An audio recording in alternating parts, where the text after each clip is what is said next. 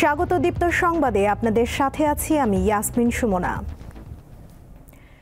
চাকরিতে যোগদানের দাবিতে টানা অষ্টম দিনের মতো অবস্থান কর্মসূচি পালন করছেন প্রাথমিক বিদ্যালয়ের কয়েক হাজার শিক্ষক। নিয়োগের সুপারিশপ্রাপ্ত হলেও সম্প্রতি হাইকোর্টের আদেশে এসব নিয়োগ স্থগিত করা হয়েছে।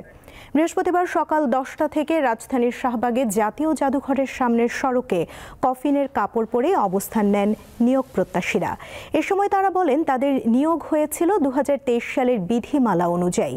একই নিয়োগ প্রক্রিয়ার প্রথম 2 ধাপের সুপারিশপ্রাপ্তরা প্রায় বছর খানেক আগে কর্মস্থলে যোগদান করলেও ঢাকা ও চট্টগ্রাম বিভাগের তৃতীয় ধাপের 6,500 সুপারিশপ্রাপ্তদের নিয়োগ 6 মাসের জন্য স্থগিত করা হয়।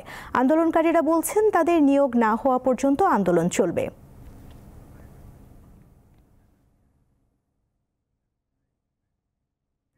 এই মুহূর্তে শাহবাগে আছেন সহকর্মী দিলশাদ জাহান অ্যানি, তার কাছে জানবো সবশেষ তথ্য। অ্যানি, আন্দোলনকারীদের সাথে প্রশাসনের কেউ যোগাযোগ করেছে? শাহবাগকে ঘিরে থাকা সড়কগুলোর অবস্থা কি?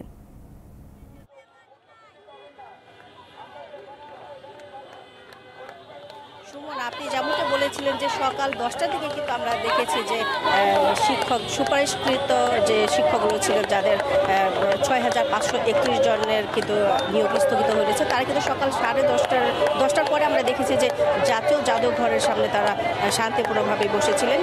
কিন্তু যে দুপুর 1টার পরে তারা কিন্তু আসলে জাদুঘরের সামনে থেকে সরে আসেন এবং সরে এসে শাহবাগ যে মোড়ে এসে তারা বসে পড়েন এবং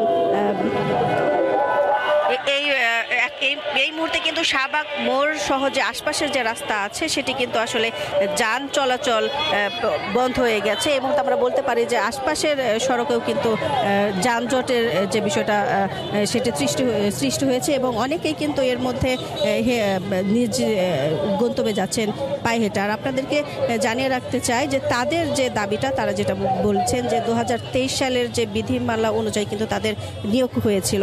একই নিয়োগ প্রক্রিয়ায় প্রথম 2 ধাপের প্রথম ধাপ এবং দ্বিতীয় ধাপের যারা সুপারিশপ্রাপ্ত ছিলেন তাদের কিন্তু প্রায় বছর খানেক আগেই তারা কর্মস্থলে যোগদান করেছেন।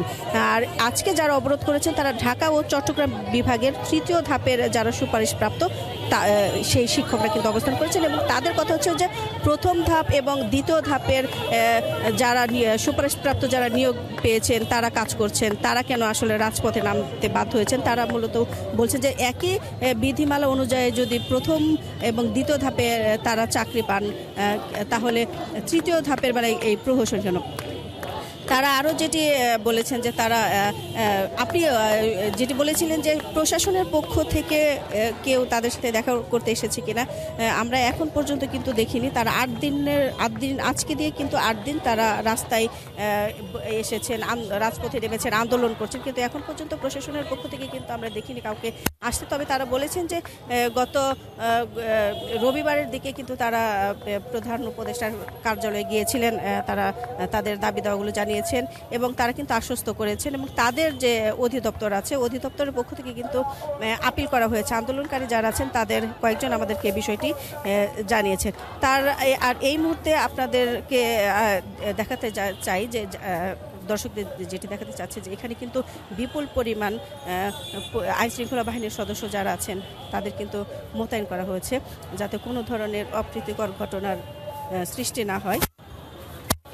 আমরা দেখি যে বেশ কয়েকবার তারা রাস্তা মোড় থেকে এই শাহবাগ মোড় থেকে কিন্তু বিভিন্ন দিকে যাওয়ার চেষ্টা করেছেন, পুলিশ কিন্তু তাদের আসলে ওই দিকে যেতে দেয়নি। এখন পর্যন্ত কিন্তু তারা বিভিন্ন স্লোগান দিয়ে যাচ্ছেন। তাদের মূল কথা হচ্ছে একটাই, তাদের যে দাবি আছে তারা এখনই আসলে চাকরি চান। তাদের কথা হচ্ছে তাদের এই চাকরি না করা পর্যন্ত তারা আসলে রাজপথ ছাড়বেন না, তারা রাজপথেই থাকবেন এবং আন্দোলন করে যাবেন। এর আগেও কিন্তু গত সোমবারের দিকে তখনও কিন্তু এই সুপারিশপ্রাপ্ত যারা শিক্ষক আছেন তারা কিন্তু ঘরের সামনে অবস্থান নিয়েছিলেন এবং দুপুরের পর কিন্তু মোড় অবরোধ শুরু করেন। কিন্তু আমরা যেটি দেখেছিলাম যে রাস্তা এবং পরিস্থিতি ঠিক করতে, যানজট নিরসনে কিন্তু পুলিশ তাদের ছত্রভঙ্গ করতে টিয়ারশেল নিক্ষেপ করে। তো আজকেও কিন্তু পুলিশ আমরা দেখেছি যে জল কামান প্রস্তুত আছে। তারা হয়তো এখন পর্যন্ত আমরা জানি না, প্রশাসনের পক্ষ থেকে আইনশৃঙ্খলা বাহিনীর পক্ষ থেকে আমাদের কিন্তু এখন কিছু জানায়নি। তারা এখন পর্যন্ত মোড়েই আছেন এবং আমরা দেখতে পাচ্ছি যে যানজটও কিন্তু আছে, যান চলাচল ব্যাহত হচ্ছে। তো এই ছিল এখানকার সবশেষ তথ্য। ধন্যবাদ আপনাকে। দর্শক, শাহবাগ থেকে যুক্ত ছিলেন আমাদের সহকর্মী অ্যানি। সংস্কারের আগে কোনো নির্বাচন নয় বলে নির্বাচন কমিশনকে জানিয়েছে বাংলাদেশ জামায়াতে ইসলামী।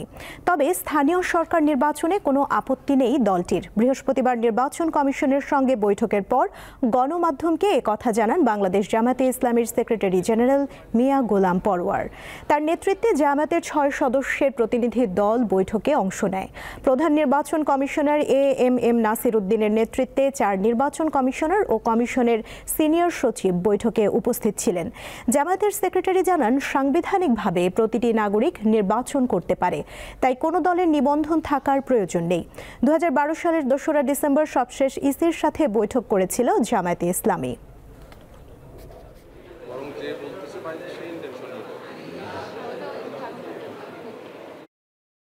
আমরা 23টা পয়েন্টে ওনাদেরকে লিখিত প্রপোজাল পেশ করেছি। আমরা পরিষ্কার বলেছি যে নো ইলেকশন উইদাউট রিফর্ম। আমাদের পরিপূর্ণভাবে অন্তত নির্বাচনী প্রক্রিয়ার সঙ্গে যে সমস্ত অর্গান এবং বিভাগগুলো রাষ্ট্রের জড়িত সেগুলোকে সংস্কার করেই জাতীয় সংসদে নির্বাচন করতে হবে। বিএনপি আনুপাতিক হারে নির্বাচনের পুরোপুরি বিরোধী বলে মন্তব্য করেছেন দলটির মহাসচিব মির্জা ফখরুল ইসলাম আলমগীর। বৃহস্পতিবার দুপুরে রাজধানীর গুলশানে বিএনপি চেয়ারপারসনের কার্যালয়ে ঢাকায় নিযুক্ত ভারপ্রাপ্ত ব্রিটিশ হাই কমিশনার জেমস গোল্ডম্যানের সঙ্গে বৈঠক শেষে সাংবাদিকদের তিনি একথা জানান। মির্জা ফখরুল বলেন, আনুপাতিক হারে নির্বাচনের কোনো ব্যবস্থা সমর্থন করা হবে না। তিনি বলেন, মানুষ এতে অভ্যস্ত না, তাই এ নিয়ে প্রশ্নই উঠতে পারে না। তিনি আরও বলেন, জাতীয় নির্বাচনের আগে স্থানীয় সরকার নির্বাচন হলে রাজনৈতিক বিবেচনায় দেশটা আরও ভঙ্গুর হয়ে যাবে। যত দ্রুত নির্বাচন হবে তত দ্রুত দেশের পরিস্থিতি সহজ হবে বলেও জানান বিএনপি মহাসচিব।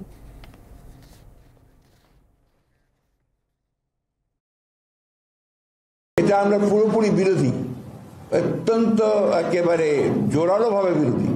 আনুপাতিক হারে নির্বাচনের কোনো ব্যবস্থাকে আমরা সমর্থন করবো না, কারণ এখানকার মানুষ এটাতে অভ্যস্ত না, প্রশ্নই উঠতে পারে না। এটাতেও আমরা একেবারেই একমত নই।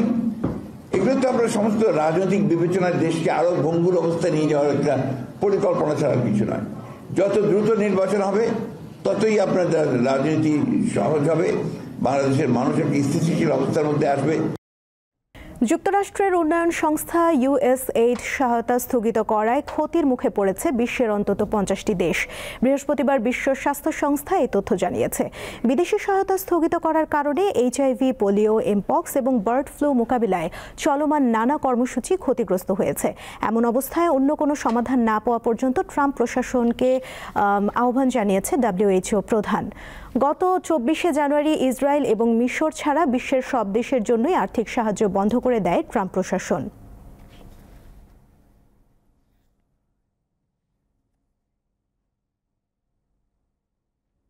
এই ছিল এখনকার মতো। পরবর্তী সংবাদ দুপুর 3টায় দেখার আমন্ত্রণ রইল। এছাড়া আরও তথ্য জানতে যুক্ত থাকুন দীপ্ত ডিজিটাল প্ল্যাটফর্মের সাথে।